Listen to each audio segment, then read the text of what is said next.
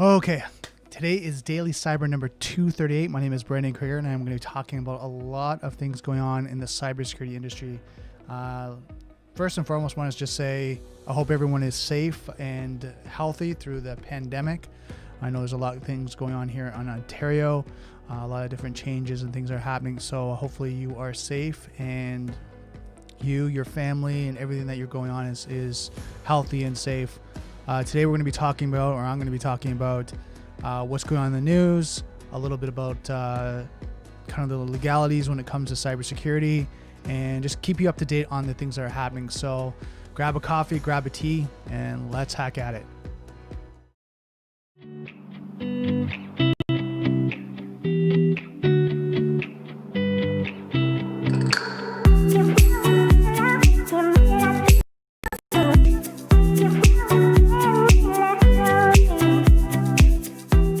I'd like to thank our sponsor for this episode, USADO.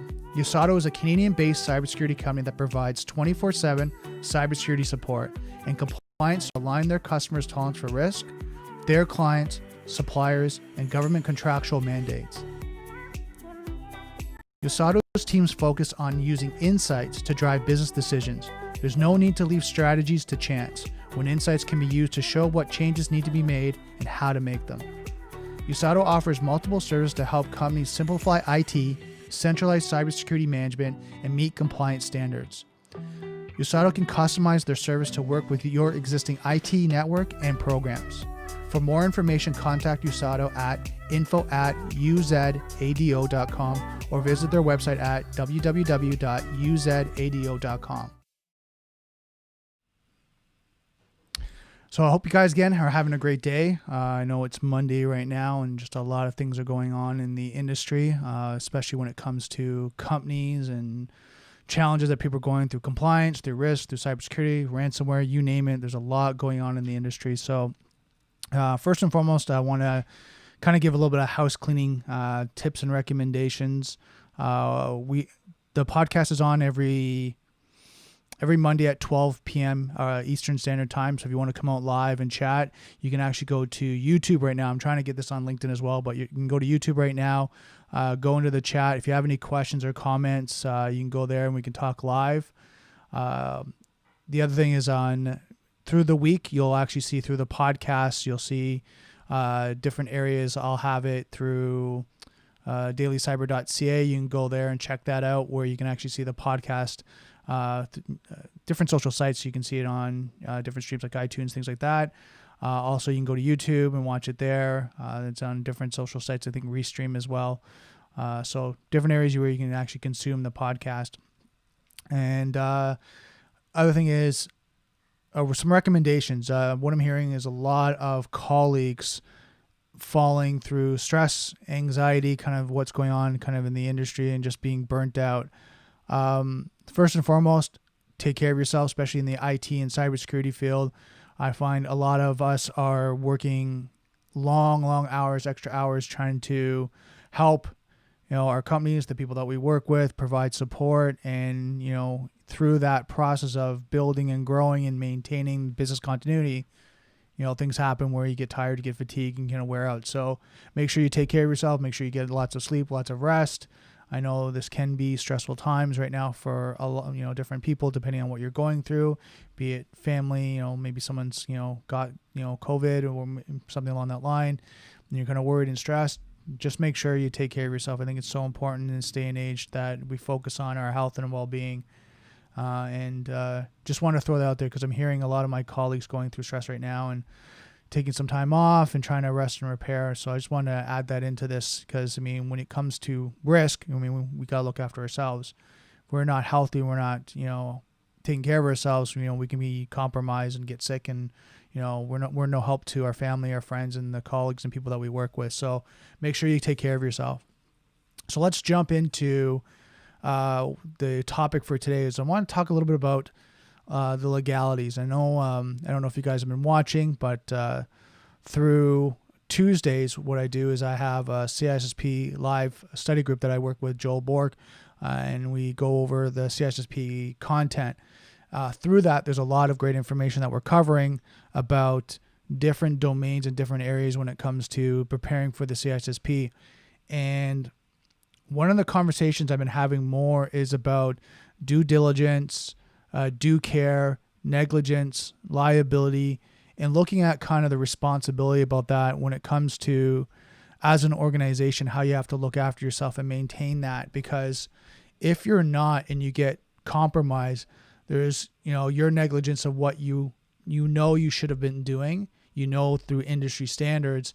And then what happens, you could be actually, fined and maybe even criminally charged with with negligence, because what you were supposed to be doing, what, the protection and measures you're supposed to be putting in place, especially if you got an assessment of vulnerability test, security gap assessment, anything along that line, and then you didn't take actions in a reasonable time, and then all of a sudden something happens, you could be held negligible because of that. So doing your due care, doing your due diligence, and making sure things are doing, even if it's in plan and you're working on it. Now, there is, of course, lenience on, things that happen, like the pandemic and you had to transfer staff and things along that line. But if it's like you got a test done in 2017 and you still haven't remediated some of the critical issues in the security, and now it's 2020, that can be an issue. That's something you have to look at. So looking at that and taking care of your responsibilities as a CISO, as a cybersecurity professional, consultant, whatever that may be, especially if you're in the company. This really relates to people inside the company, right? Your CFO, your CISOs, kind of that C-suite that are getting these tests and are looking after cybersecurity, be it compliance, be it risk, be it the technology, making sure that you're taking care of that and making sure you're doing your due diligence. Right. And it could be in your internal staff, or if you need resources, you can, outsource it to external staff that will be able to help you. So, and there's MSSPs and, security consultants and all these types of people that can be available to help you. So really doing that right now. And I know it's a hard time to talk about that, especially when companies are focusing on business continuity, looking at forecasting, looking at their financial forecast over the next, 90 days, 6 months, 1 year, and kind of trying to figure out where are we going to be. So looking at that legalities. Second, I want to talk about is, computer crime. Computer crime is on the rise, especially because the landscape has changed, right? The landscape of the attack surface. So before it used to be, companies used to have everything in-house or as much as possible that they can control. Right now, since the pandemic, your staff and, even maybe your suppliers or contractors, whatever that may be, are even more remote, because you might have had your suppliers or your contractors in-house, where they're at a physical location, they have to authenticate locally, and they have usernames, passwords, badges, all that's local to your environment. And then what happens is now that's flipped upside down, where they're working from home, right? But they still need access to the environment, to data, to information. But now you're gonna try to give it to them in a secure way. So you might be looking at endpoint protection on the devices. You're looking at VPN as a secure tunnel, but then you got consider their home network and the security around there. So we've talked about this before, but just to recap, there's different attack areas right now when it comes to people being remote. The mobile devices, right? The mobile devices that are working from home, their local network, right? Through their modem, router, whatever that may be, through their ISP, might not be as secure as it needs to be to lock that down. Security awareness training through the household, not just for the individual that's your employee, but through the full household, to making sure they're aware of what they should not be clicking on, being aware of, phishing attacks, spam, how to delete them, what to look for, all these great things to be mindful of. All is important right now in looking at security, but it's changed the landscape. It's changed everything that we're doing. So it's so important to look at that. And then when I was reading or listening to a video this morning, and they were talking about cybersecurity crime, there's kind of two main areas of cybersecurity crime. There's either one that the device has been, compromised, it's looked at being attacked, or second is that device is used as a tool to hack, right? So these are kind of the two main areas that when you look at cybersecurity crime is how devices are used. Is one, it's either one is being attacked and being compromised, or two, it's being used to be a tool to compromise someone else. And it's very important to kind of be able to identify when you're doing your forensics and when you're looking at that, how that relates to your environment, your system, right? Can it be something that's used as a path, or, even just like a hub or a spot where they jump from one to another to get to, the golden nugget. And that could be, your data, your database, your Active Directory, intellectual property, whatever that may be. It could be any of that information that they're trying to get access to. And that could be just a jump from that one spot to something else. So you got to look at securing everything, right? And everything in your environment. And that's why a lot of times when vulnerability scans and security scans and things like that are great to see what's in the environment, what is, there. I mean, I've heard stories where there's desktops, servers that are in the environment that might be like ancient, like old. The one I remember hearing way back was, we had a Windows 3.1, server underneath someone's desk, but it has this, proprietary application that hasn't been updated, but this is what we use. Well, it's on the network. Well, if it's on the network and it hasn't been updated in decades, right? Then how old is that? Now the potential for that to be compromised is extremely high. And if it's that found on the network, well, that could be the access point.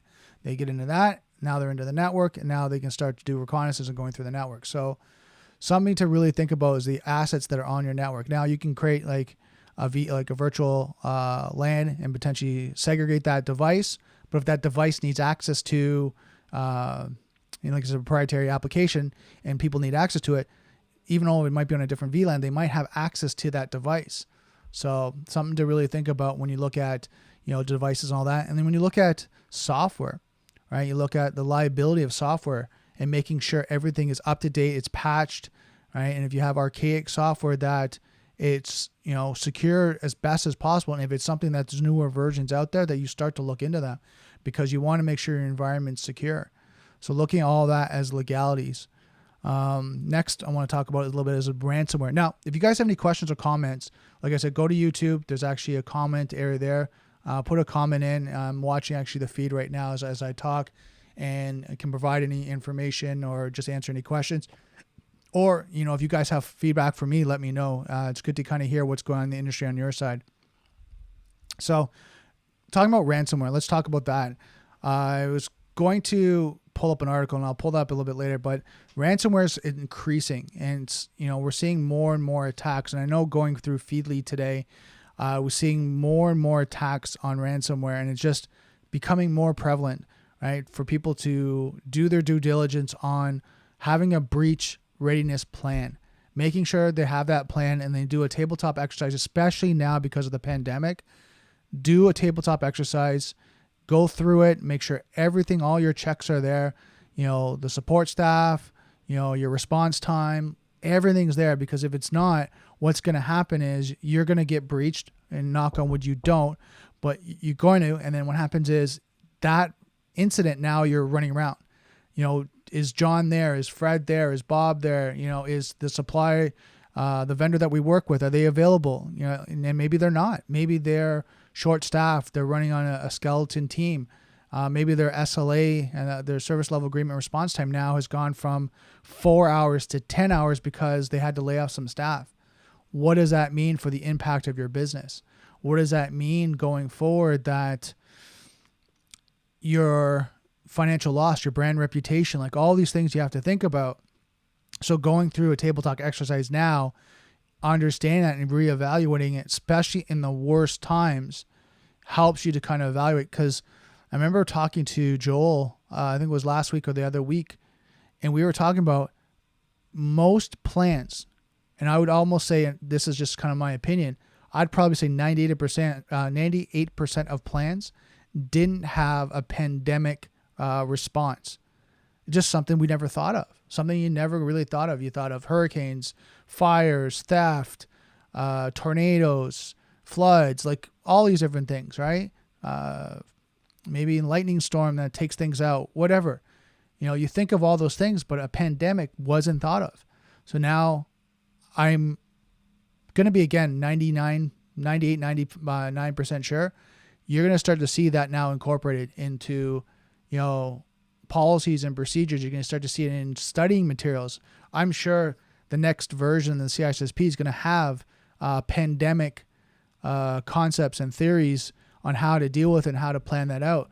I'm sure like when you go through this, the insurance companies are the same thing, are going to have something around a pandemic, right? Just because this has been such a massive impact on everyone right across the board, right? Companies, people, you name it, governments, right across the board. I mean, Donald Trump now has been diagnosed with COVID-19, and how that's impacting everything. It's impacting the election, right? So everything's being impacted by this. So I'm sure that you're going to start to see how this is going to roll out.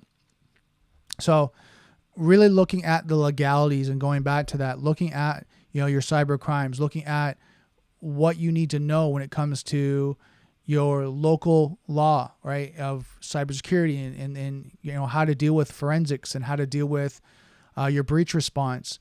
Having a cybersecurity lawyer involved in your plans, because a lot of times when you do that in your response, you should have the lawyer engaged to be able to say, we've been breached. You need to know, like, this is what's going on. What do we need to do on a legal standpoint? Right? And then you're going to have you also cut your PR. So if it's your marketing company, or maybe you have an outside PR company. So it's almost like you have a war room with everyone in that war room having that discussion and going through that at that time. And then as you're going through your breach response plan as a tabletop exercise, having those people there to be able to go through what would they do, what do they need to do, and making sure it's all documented, making sure you're going through the process and looking at timelines and implementation. If you have to do a marketing campaign or a PR campaign at that time, what does that mean? What does that really entail? Right? And how do we get that done? Now you're looking at remediation recovery. Like, what does that mean? If you're looking at forensics, what can we shut down? What can we not shut down? What do we need to have for forensics? So all these things need to be in that plan. And some of this might be review for some of you guys that are watching this, but the other ones that are not, go through this, right? Go through the breach response plan and go step by step. And if you have any questions, let me know. Comment below. I know my team does that. We help, and there's lots of great teams out there that do it. I know my team helps to not only do a breach readiness response plan, but we actually have breach readiness as a service too. So going through that and making sure that we're always available to make sure that if and when it does happen, we're there to make sure the plan is executed properly and that everything is worked towards remediation and getting the company back up as soon as possible. So what else do I want to talk about? Cyber crimes, hacktivists, organized crimes, insiders, national, state, Interpol, and disclosure of notifications are some topics that you should be aware of, especially when cybersecurity. Right? You look at cyber crimes, what's the methodology? Why are they actually compromising the company? Is it script kiddies? Is it something along the line where it's malicious intent? Is it internal? Right? Is it espionage? Like, what really is that cyber crime? You got hacktivists, right? Which, we can talk about. Who else? Like a hacktivist, for example, say Black Lives Matter, right? And I'm not saying they did this, but say they did. Maybe they went after the police, they went after certain organizations, and they hacked them to shut them down. That would be considered kind of a hacktivist type compromise. Organized crime, we're starting to see like on the dark web, especially with ransomware. I would define that more as like organized crime now, because there's actually help desks. Like, let's be honest here. We all know this. If you don't, now you do. There's actually help desk and support when it comes to ransomware. And if you ever need to, if you want to purchase these, and I recommend and highly recommend you don't, you stay away from it. But if that was, your motive, whatever, there's actually help desks that will actually walk you through it on the dark web. So on a security standpoint, on us that are defending, it makes it harder just because the support that they're getting is global, right? For these tools, right? It's a whole global support team. And then you've got individual teams, right? And it's getting better when in the cybersecurity industry, but, you used to have these kind of pockets of teams. It's your company, your team that supports your infrastructure. And then they are the ones that are responding. Now you're starting to have, threat feeds and things along that line that now people are really getting involved in. And being able to share information, share cybersecurity vulnerabilities, 0 days, things like that, and then ways of remediation. So it's really important to keep on top of all this is going on, and keep your ear to the ground. And us as I would say, blue team and people that are preventing it, right, is to share information, stay more connected, and be able to collaborate. Insider, this is something that insider types of threats and attacks, something that companies are very aware of. And it comes down to really working with your staff, education, cybersecurity awareness, having all your policies. And let's kind of go from top down approach. Education, right? Making sure the education is in place. Contracts are in place. Acceptable use policies, employment agreements, all that's in place. Right? I know I had a conversation with a colleague and just talking briefly over that making sure everything's in place. So if there ever has to be some sort of escalation with staff, that the process is laid out, that, everything's documented, what they're allowed to do and what they're not allowed to do, that there can't be any confusion, that it's in simple terms, that if you do this, you could be reprimanded. If you look at sites that are not authorized by the company, let's just call them out. Like if you go to porn sites, you go to, maybe it's a streaming site, maybe it's a site that the company sees that is malicious, whatever that may be, it's documented in the acceptable use policy. It's referenced in the employee agreement, that now for those incidents, it can be referenced. Here you go. This is what it is. Right. And then, look at your escalation process for as HR, or if you're a smaller company, if you're senior management, you're the owner of the company, what's your labor laws? Understand them. Understand your labor laws in your area, right? To make sure that you go through the proper procedure of escalating as well. And it's documented, right? And you go through the process, because what happens, you don't want to have any grievance or anything along that line that says they fired them without cause, or they fired, the person without, doing it in a proper way. You want to make sure that's all drawn out, right? That you go through that. And I know, from my understanding, and correct me if I'm wrong, if anyone's listening to this, but I know in Ontario, all this documentation there has to also be a verbal warning, a written warning, and then there has to be opportunities for the person to go through professional development and go through, remediation on their side to fix and resolve whatever issue that may be. There has to be time frames in that, and it has to be documented, and it has to give the chance to be able to do that, to fix any issues. And then, if it still happens, it's recurring, then there's a written warning, and then again, another time to be able to develop and go through a development program, and making sure that, they have the opportunity to change. And then if it's a final, incident, now there can be incidents that are fireable right from the start, and that you have to document those. You have to document them out, that these ones are ones that if you do, you're dismissed immediately, right? But it has to be documented, and not after the fact. And if it is after the fact, they have to re-sign and confirm the employment agreement, as well as acceptable use policy and all that. And some people do the acceptable use policy. I know there's updates for that one, and you look at through cybersecurity awareness training, sometimes yearly, annually, companies go through that and update it and make sure, employees sign off on it, right? To make sure if there's any changes, because as we grow as companies, there might be different technologies, different solutions that come up, or there might be something external that comes up that now the company's more aware of. So now they need to update that and make sure that the employees sign off on that.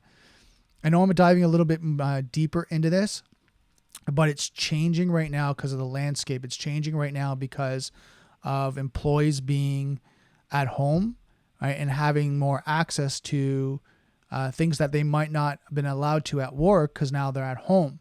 But what does that mean now for the company? What does that mean for the risk of the company? Is the company now more vulnerable because of it? Now, as a company, have to write new policies to now also include, home use, right? Remote users, and how they're allowed to go throughout their day at home. Does that need to be incorporated? Now, that's something that each company has to decide. But again, it's something to think about, right? Because if the employee is now going to sites that are not authorized, but they're doing it on their home network, right? But that home network is connected to that, company PC, and now there's a vulnerability there, like they get hacked through their home system and it goes into their personal PC, let me walk through that again. So they get hacked on their home network, because they compromised their home PC, and through that home network, their work computer now gets compromised because it's connected to that network. So I know that's a little bit of a drawn out scenario, but it happens, right? And now that work PC laptop device now is VPN access, direct access to the infrastructure. So that might be the corporation, that might be a database, that might be a proprietary application, SaaS application, whatever that may be, but now it has access to it. So this has to be thought out, really thought out and discussed. And this is why I'm having these discussions right now. It's because I'm finding that when I'm talking to people, it's, yeah, we've got this covered. And then when I ask them these type of questions, you can hear the wheels spinning, them going, oh, okay, well, we never really thought about it, but is it that big of a deal? When you get compromised, it becomes a very big deal.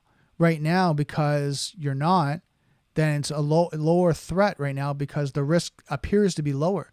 But when also now the company gets compromised, now it becomes mission critical. It becomes something they should have looked at. And they're like, oh my God, I can't believe that Joan or Jane at home got compromised. They got in through, her PC, a work PC, and they got into the network, and now they're completely in. They've been in for the last 6 months, and they've been doing reconnaissance information. Now we've been completely ransomware. So talking that through and doing your due diligence, going through that, I know at the worst time to do it, and these are the times that the attackers, and let's just kind of like call a spade, these are the time that criminals and attackers right now are, increasing their activities because they know the employees, the companies, the IT guys, the cybersecurity guys are overworked and overwhelmed.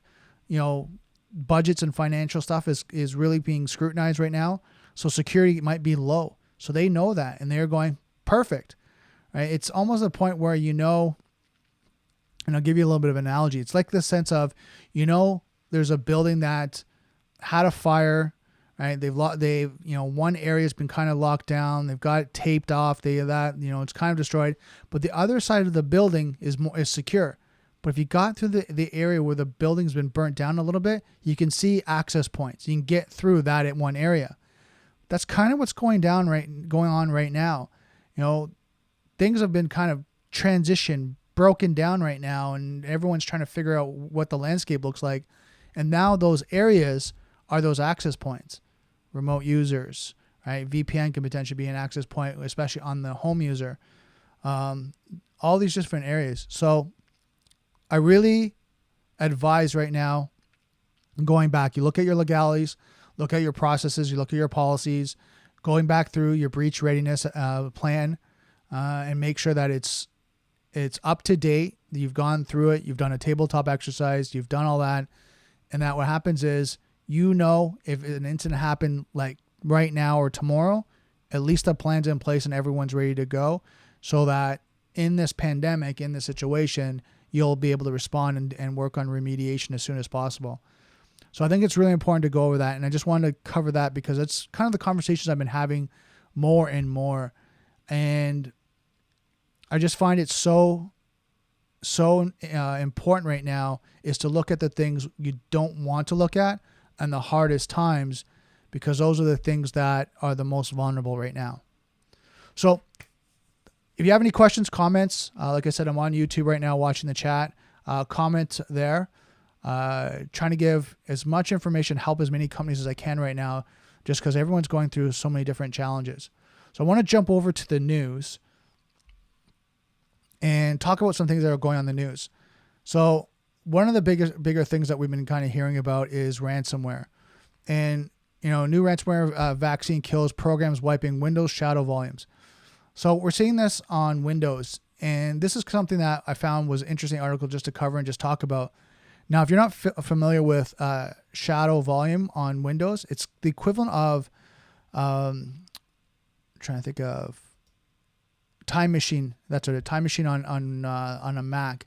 And basically what it does is it makes copies as you're going through your day-to-day of your data, so you go back and you recover it, and you can go back historically and recover it. So as you're recovering it, you can kind of go back an hour, a day, whatever that may be, and recover it. Well, through the ransomware, they're actually through this ransomware, they're actually deleting the volumes. Right, the delete volume shadow copies using Microsoft VSSadmin.exe program. So they're shutting that down and deleting the backups, right, through this ransomware. So what happens is when you try to restore, the data's are not, the files are not there. So this is why, and I'm just using this as an example, but this is why backups are so important, to have your backup program so it's off-site and you can do a forensic investigation on making sure the data is actually validated, it's been cleaned, and there's no malware on that. Because even one company I heard about was they were restoring from their backups, thinking that the backups were clean, and then as soon as they got backed up, they got ransomware again.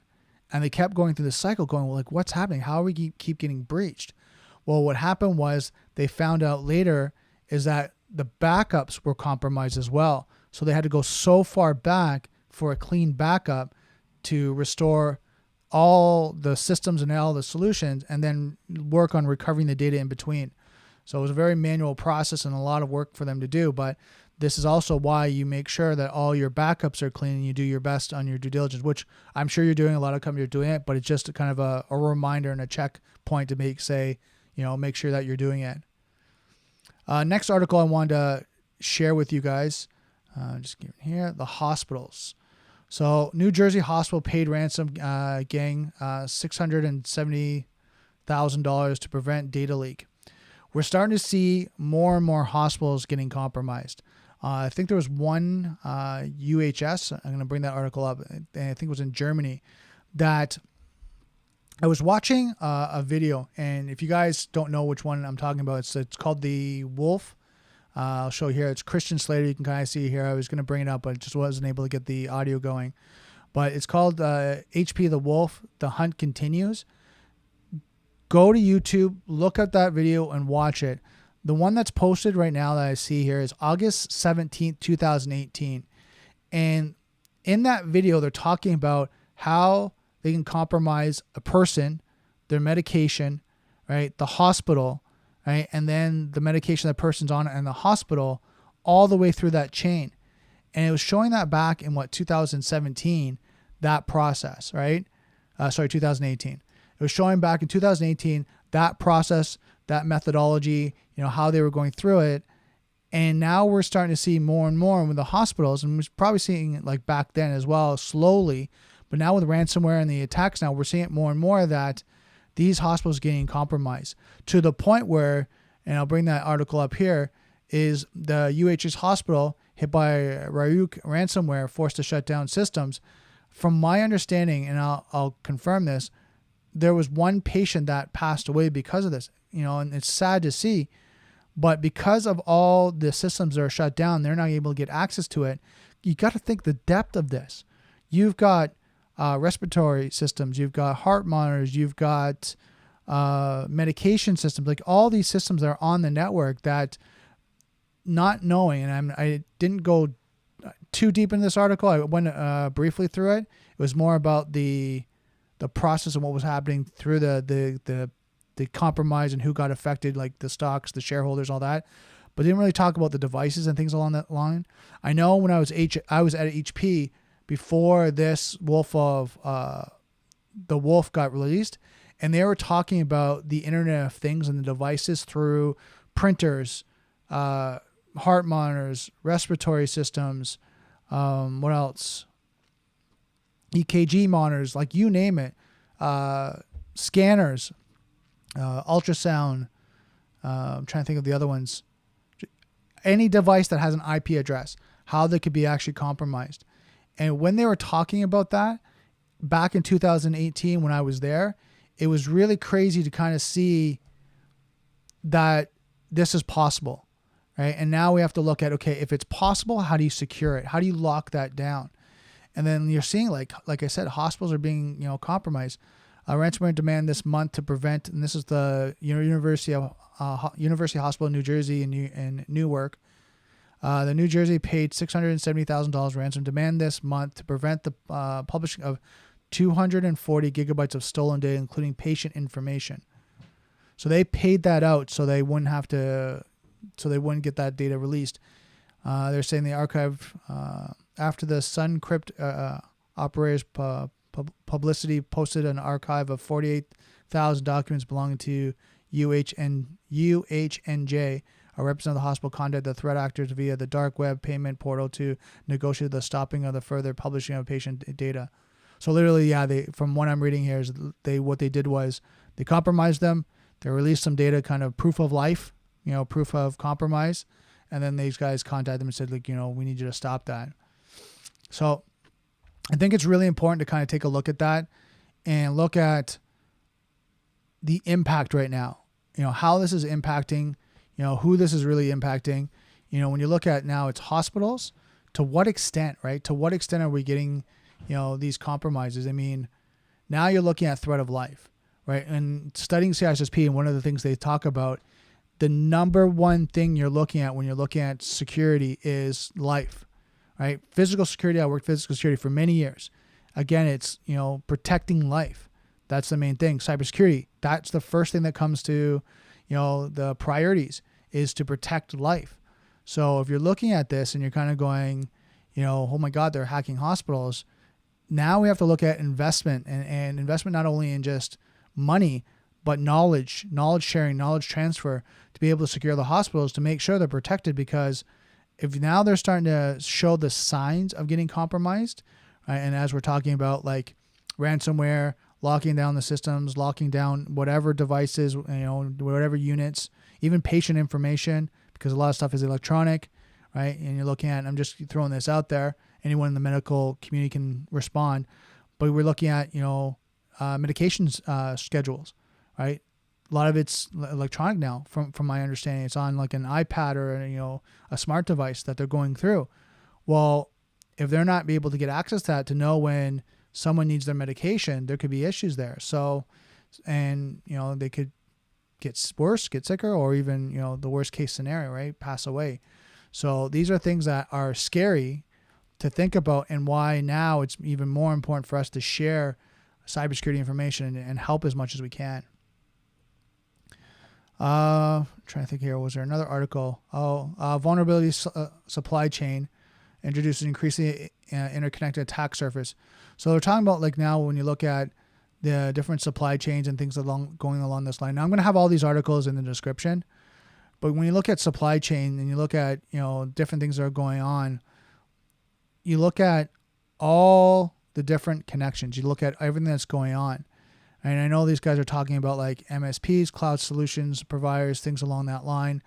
And you look at how the data is coming through and how everyone's kind of protecting it, right? Through that supply chain of management, you got to make sure all that process is being secured, right? And making sure that each area, right? If it is a cloud solution, if it's software as a service, infrastructure as a service, platform as a service, that from the cloud solution, which is mostly, I'm not sure about all of them, but mostly our shared security model, from your MSP that might, or your internal team that set that up, to your security team, through that supply chain, you got to make sure everything is locked down and secure and is validated.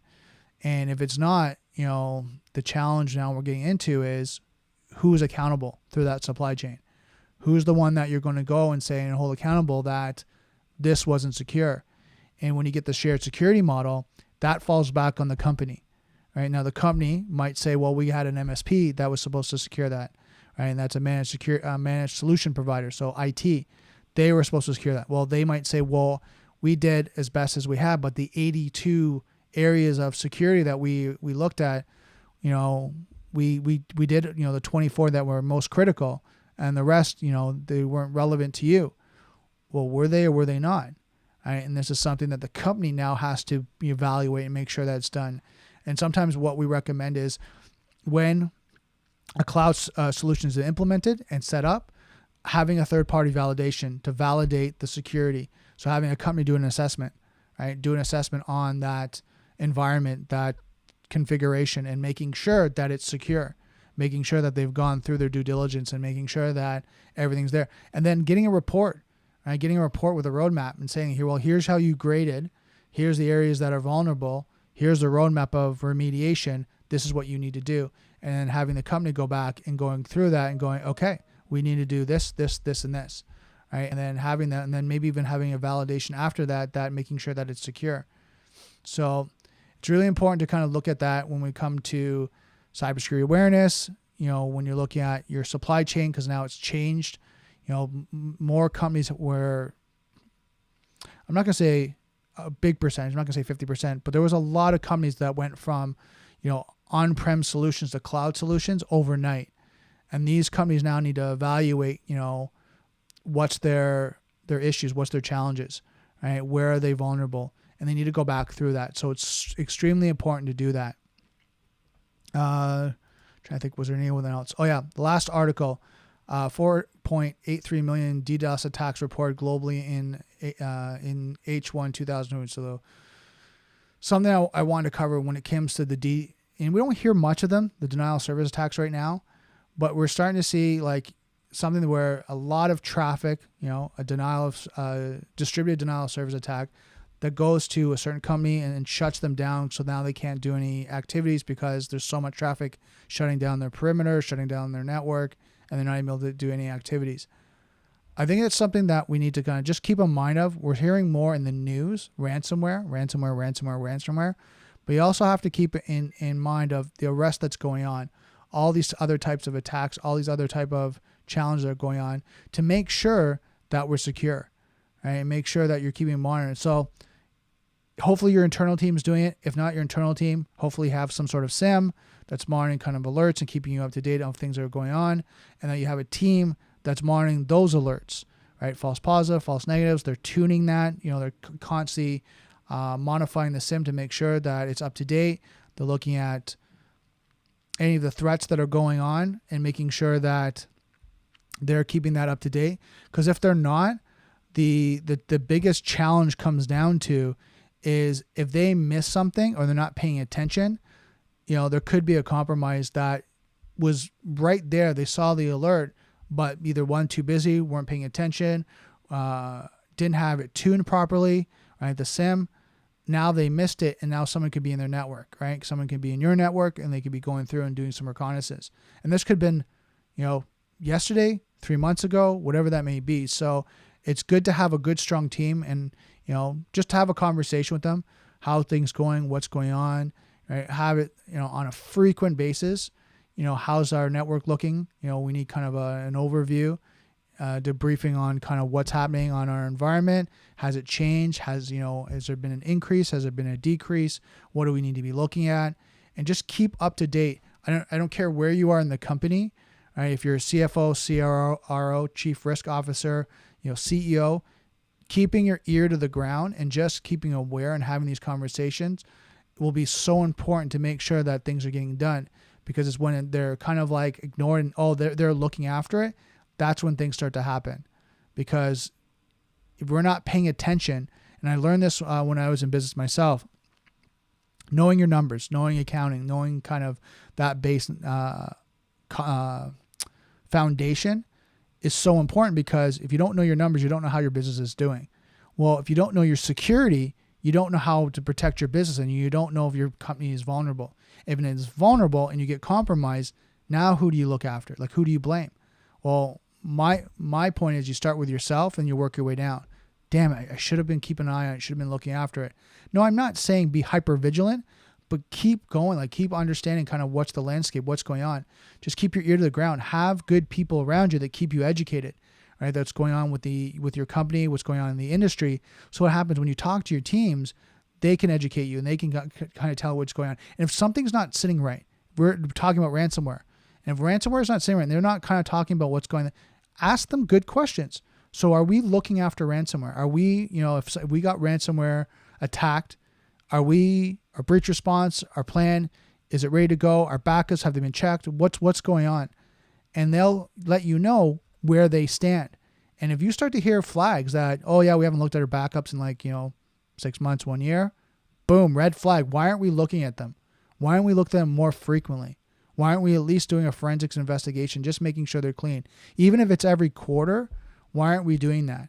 Why aren't we just kind of having some sort of tool? Or maybe there's tools out there that you can do and evaluate them and make sure that they're all up to date, on-site and off-site backups, right? And making sure that they've been, evaluated and clean, because if you ever have to restore, you want to have that confidence that, they're good. We've already had them tested. We already had them checked. So I know I covered a lot of information. A lot was kind of going on today.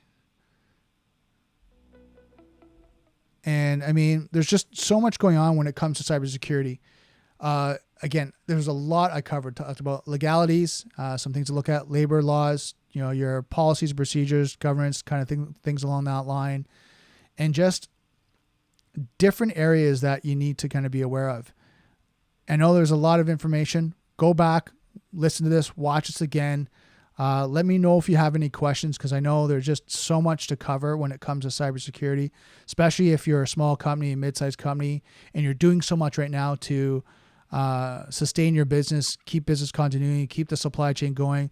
I know I was talking to someone this morning that their manufacturing plant was shut down because what was happening in Montreal. And now they have to wait for manufacturing. They have to wait for things to be built. And so now it's kind of this frustration on their side is like, how do we do this? How do we keep going if things keep, being held up? And I think it's really important right now to make sure you're doing your due diligence on these sides, right? Like I'm talking about security, and this is why I'm doing these podcasts and reminding people of the things that I'm finding, that I'm seeing, that I'm going through day in and day out, is to have these conversations and kind of go through each and every kind of process, each kind of discussion that I'm going through, to share it with you. So it's a reminder that, okay, I got to look at that. I got to do this. Okay, yeah, that's right. I got to check in and make sure, because the more diligent we are on these security measures, the better our security posture is, and the better protected we are and our organization is. So a lot of information, a lot to cover today. Let me do a little bit of housekeeping here. If you want to listen to this podcast live, it's going to be on Mondays at 12 p.m. Eastern Standard Time. Come out. I'm going to post them through LinkedIn, on YouTube, Twitter, wherever you're following me. I want to have a great conversation with you over lunch, and just have, talk about cybersecurity and cybersecurity awareness to keep everyone up to date on what's going on. I want to thank you so much for, coming along with a podcast. If you like this podcast, please like, comment, and share. Share it with a colleague, share it with someone that you know, business owner. Get this message out. It's so important for people to be protected, and just know and be aware of what's going on with cybersecurity. So I'm going to leave you off there. I just want to remind you, don't forget, software is hackable, being connected is vulnerable. I'll see you next Daily Cyber.